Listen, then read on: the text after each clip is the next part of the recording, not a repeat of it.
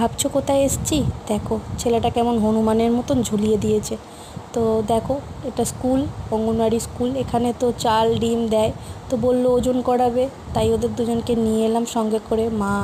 মা শাশুড়ি মা, আমি দুজন মিলে এসেছিলাম।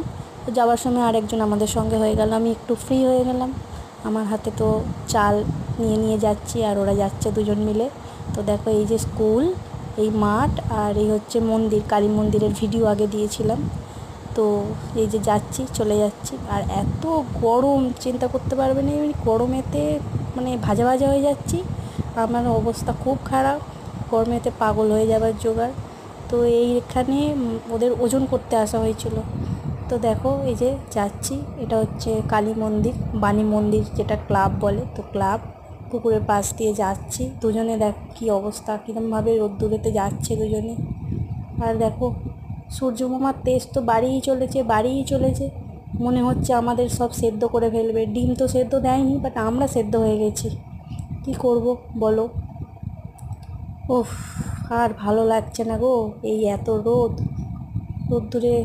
এই ঠাকুমা বলছে, কি করছো, আমাকে দেখাচ্ছ? বললাম, হ্যাঁ, তোমার একটু ভিডিও করে নিই, চলো।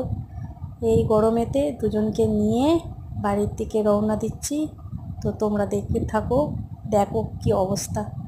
এসে গেছি ঘরের কাছে দুজনকে নিয়ে। এরপরে তো যে কী যুদ্ধ শুরু হয়েছে তোমাদের পরের একটা কোনো ব্লগে বলবো। এই যে ঘরে উঠেছি একটাকে নিয়ে, আর একটা শাশুড়ি মায়ের কাছে। ওকে বলছি টাটা করতে, ও চেয়ে আছে। অনেক পরে টাটাটা করছে, দেখো একদম হাসছে মুচকে মুচকে খালি। দেখো দেখো, এবার টাটা করবে, একবার দেখো, একবার টাটা করবে। এই টাটা করে দিয়েছি, ঠিক আছে, চলো টাটা।